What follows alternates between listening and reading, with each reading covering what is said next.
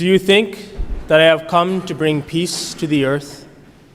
No, I tell you, but rather division. What is peace? And how is Jesus, who says that he has come not to bring peace to the earth, but division, also the Prince of Peace? To answer that question, we first need to know what peace is. Our world is obsessed with peace. Look at the effort it goes to make some measure of peace, from meditation to mindfulness practices, tailored Spotify playlists, breathing exercises, to traveling to the most quiet, idyllic place you can find for even the most small measure of peace. Our world indeed has a deep thirst for peace. And that includes us. Just as the human person desires food, sleep, affection, so it yearns for peace. And not only for our bodies, but also for our souls. We also seem to think that peace is unobtainable. We say to ourselves, I will never have the time required to have peace. Or I'm too busy and have too much to do, that peace is out of the question for the next little while. I'll think about peace again, maybe, after this period of busy time.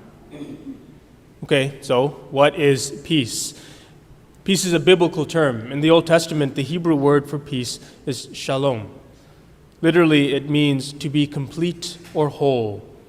Shalom is used in many different ways in the Old Testament. It can mean general prosperity or well-being, safety or success, or harmony among friends and family members, and even harmony among nations.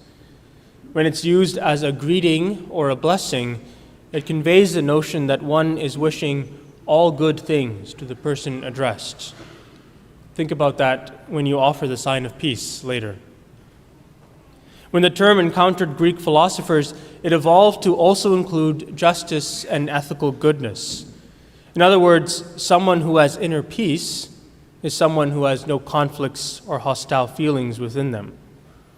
This is perhaps the most helpful definition to us. St. Augustine states that peace is the tranquility of order. He was referring to the personal experience of peace. Since the fall, human beings have lived disorderly lives, wounded as they were by original sin.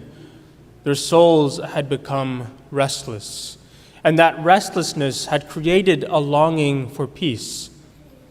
But peace will always remain elusive as long as it is regarded as something that we can obtain, like a fruit plucked from a tree. We must choose something else before we are eligible to experience peace. That something else, St. Augustine says, is order, an order of virtuous acts that leads us to God. After all, our hearts are restless until they rest in God. Peace is the tranquility we experience when we order our hearts, our love, our minds, and our souls to God. And that love does include love of neighbor. Peace is a gift from God. It is something that we are given when we order our lives to God. If we think that peace is something to be obtained like the world does, it will continually be elusive to us.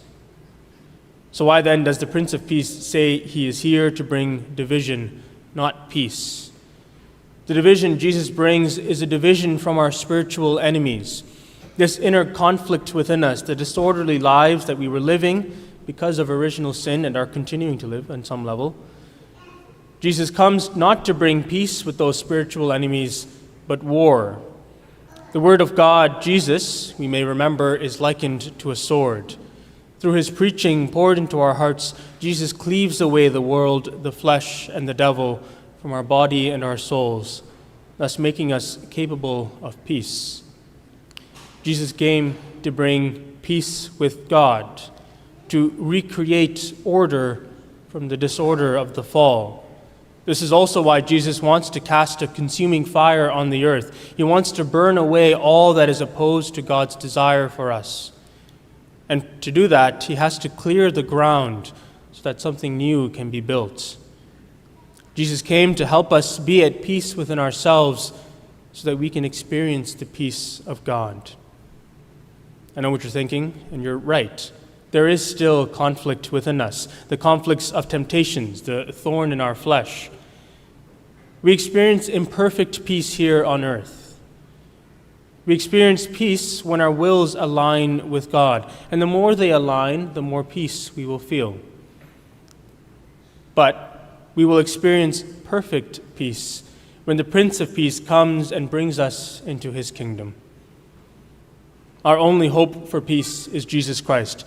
Only Jesus can offer the kind of peace that the world hungers over, because he alone is the source of peace. Accept God's offer of friendship, order your lives to him, and you will have peace.